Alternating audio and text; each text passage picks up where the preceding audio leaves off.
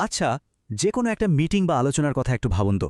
প্রায় কি হয়, আলোচনাটা কেমন যেন তর্কে জড়িয়ে যায়, তাই না?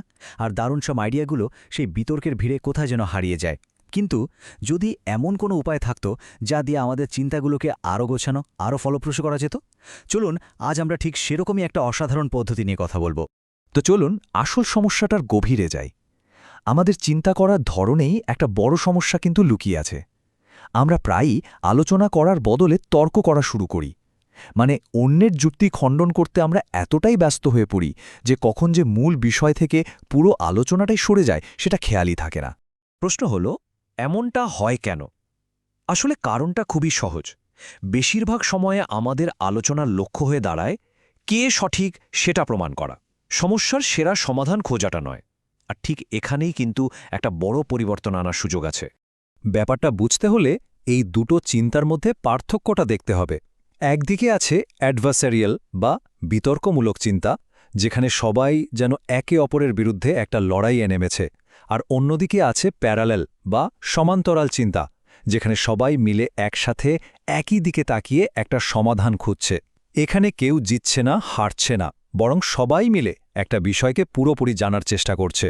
এডওয়ার্ড ডি বোনো, যিনি এই পদ্ধতির স্রষ্টা, তিনি ঠিক এই মূলনীতির কথাই বলেছেন।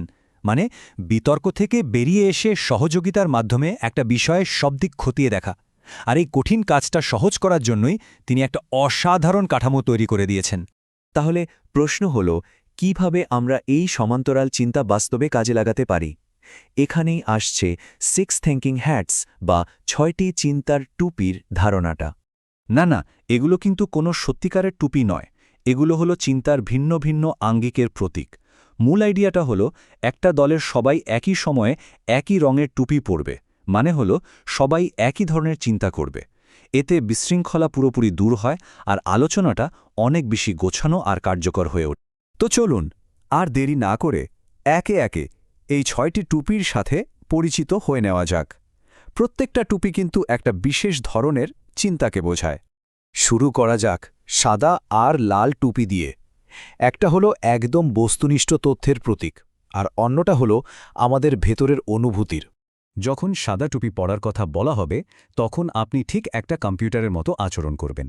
আমাদের কাছে কি তথ্য আছে, আরও কি তথ্য দরকার, কোনটা মিসিং? এখানে কোনো আবেগ, অনুমান বা মতামতের জায়গা নেই, শুধু ফ্যাক্টস আর ডেটা। এরপর আসছে লাল টুপি। এটা হলো অনুভূতির জায়গা। মানে আমার কেন জানি মনে হচ্ছে এটা কাজ করবে না, বা এই আইডিয়াটা আমার অসাধারণ লাগছে। এই ধরনের কথা বলার জন্য কোনো যুক্তি দেওয়ার দরকার নেই। এটা আমাদের গাট ফিলিং বা সহজ প্রবৃত্তি আর আবেগকে আলোচনার মধ্যে একটা বৈধ স্থান দেয়।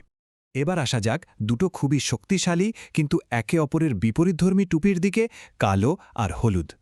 একটা আমাদের বিপদ বা ঝুঁকি নিয়ে সতর্ক করে, আর অন্যটা দেখায় আশার আলো। কালো টুপিকে অনেকেই নেতিবাচক ভাবেন, কিন্তু সত্যি বলতে কি, এটা সবচেয়ে গুরুত্বপূর্ণ টুপিগুলোর একটা।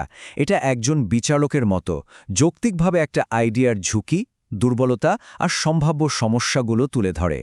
মজার ব্যাপার হলো, আধুনিক কাউন্সেলিংয়ে একে ক্লায়েন্ট এবং কাউন্সেলর দুজনের সুরক্ষার জন্য প্রোটেকশন হ্যাট বা সুরক্ষা টুপিও বলা হয়। আর হলুদ টুপি হল যৌক্তিক আশাবাদের প্রতীক। এটা কিন্তু শুধু কি দারুণ বলে থেমে যাওয়া নয়, বরং একটা আইডিয়ার সুবিধাগুলো কি সেটা খুঁজে বের করা এবং সেই আইডিয়াটা কিভাবে সফল হতে পারে তার বাস্তবসম্মত সম্ভাবনাগুলো খতিয়ে দেখা। এবং সবশেষে আসছে সবুজ আর নীল টুপি। একটা আমাদের সৃজনশীলতাকে উস্কে দেয়, আর অন্যটা পুরো প্রক্রিয়াটাকেই নিয়ন্ত্রণে রাখে। সবুজ টুপি হল সৃজনশীলতার হাট। এখানে কোনো ধারণাই অযৌক্তিক নয়, কোনো আইডিয়াই ফেলনা নয়। কালো টুপি যে সমস্যাগুলো চিহ্নিত করেছে, সবুজ টুপি সেই সমস্যাগুলোর সমাধানের জন্য একেবারে নতুন, অভিনব আর আউট অফ দ্য বক্স পথ খুঁজে বের করে। আর নীল টুপি, ওটা হলো অর্কেস্ট্রার কন্ডাক্টরের মতো। এটা পুরো আলোচনা প্রক্রিয়াটা পরিচালনা করে। কোন টুপি কখন ব্যবহার করা হবে, আলোচনার মূল উদ্দেশ্য কি, আর সবশেষে সিদ্ধান্তটা কি হলো, এই সব কিছু নীল টুপি দেখে। সাধারণত মডারেটর বা দলনেতা নীল টুপির ভূমিকা পালন করেন। তো এই পদ্ধতিটা কি শুধুই সুন্দর সুন্দর তত্ত্বকথা? একদমই না। চলুন দেখি বাস্তবে এর প্রভাব ঠিক কতটা শক্তিশালী হতে পারে। শুধু এই একটা সংখ্যা দেখুন, আইবিএমের মতো একটা টেক জায়েন্ট এই 6 থিঙ্কিং হ্যাটস পদ্ধতি ব্যবহার করে তাদের মিটিংয়ের সময় প্রায় ৭৫% পর্যন্ত কমিয়ে আনতে পেরেছে। একবার ভাবুন তো, এর মানে হলো অনেক কম সময়ে আরও অনেক ভালো সিদ্ধান্ত নেওয়া সম্ভব হয়েছে। আর আইবিএম এটা ব্যবহার করেছে বিভিন্ন ক্ষেত্রে। সাধারণ রুটিন মিটিং থেকে শুরু করে প্রায় ২০০ জন টপ সায়েন্টিস্টদের ওয়ার্কশপ পর্যন্ত সবখানে এই পদ্ধতি তাদের দ্রুত আর গোছানো সিদ্ধান্তে পৌঁছাতে সাহায্য করেছে। ব্যাপারটা কিন্তু শুধু কর্পোরেট জগতেই থেমে নেই। মানসিক স্বাস্থ্যসেবা থেকে শুরু করে আর্টিফিশিয়াল ইন্টেলিজেন্স বা এআই গবেষণা, এমনকি মার্কিন সরকারের এনওএ এর মতো সংস্থাও মিটিংয়ে সবার অংশগ্রহণ বাড়ানোর জন্য এই কাঠামো ব্যবহার করছে। এখন তাহলে মূল প্রশ্ন হল, আমরা নিজেরা এটা কিভাবে ব্যবহার করতে পারি? দেখুন, সবচেয়ে গুরুত্বপূর্ণ বিষয় হল মানসিকতার পরিবর্তন। এটা আর তর্কের কোনো বিষয় নয়, বরং একটা ম্যাপকে একসাথে এক্সপ্লোর করার মতো। সবাই মিলে এক এক করে উত্তর, দক্ষিণ, পূর্ব, পশ্চিম সব দিক খতিয়ে দেখছে। দৈনন্দিন আলোচনাতেও এর ভাষা ব্যবহার করা কিন্তু খুব সহজ।